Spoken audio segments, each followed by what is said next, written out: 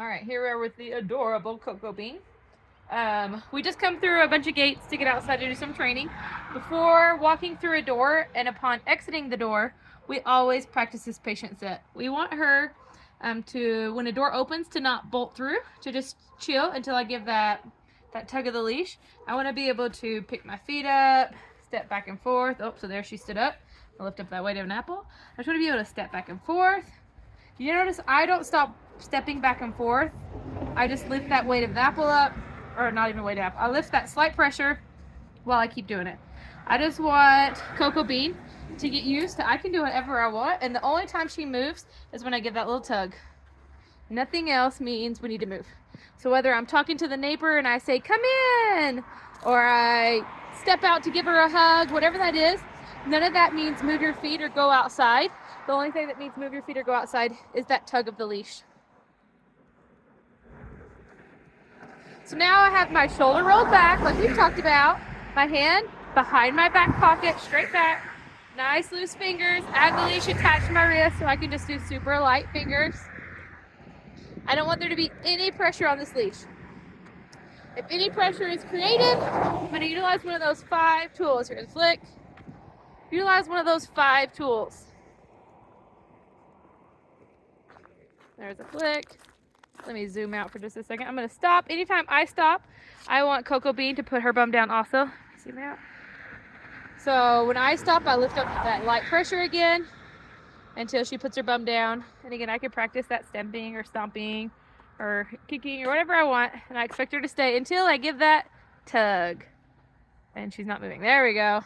And I would just keep tugging until she moves. Here she's playing with the leash a little bit. That's okay. She actually doesn't play with it very often. She's doing good with it. Sometimes if they're playing with it, once they're not playing with it, I'll reach down and double check. I don't have any of her hair poking like up and into her eyes. Sometimes with my cute littles and all their long fur, sometimes it can kind of grab and like pull it up in front of their vision. But I didn't see that on her. Okay, so nice loose leash. I'm gonna give a correction. There's a flick. Flick. Flick. Flick. We'll do a roll back next time. I don't want to repeat the same tool too many times. So roll back, roll forward. There. We're going to start looking for some distractions now. It's day 2. We want to start looking for things that might distract Cocoa Bean, that she might bark at or start to pull a lot or things like that. So we can work through those. I practice with little to no distractions at first. When Cocoa Bean goes home, sometimes little to no distractions need to last a few weeks for you while you learn how to utilize your tools.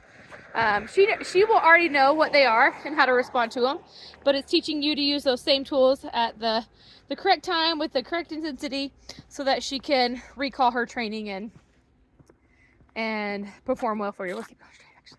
No, let's turn. Sorry, Cocoa Bean, I changed my mind. So it's all about consistency and making sure we keep things using the same, okay, let me try that again. Using a tool every time pressure is created.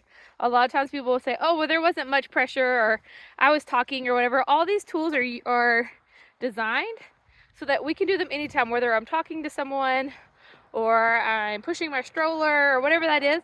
I want to make sure that I'm being consistent. That's the only way for our kids to learn. So here I'm just using a little bit of flicking. Let's do some zigzags I'm going to do some zigzags, and I'm going to couple in a direction change all at the same time with the flick. She's like, where are we going? Again, we're just teaching her to walk at our side. You can see her. She hides behind my legs when I try to do the side view. And we're just going to keep practicing all these tools while we continue going on our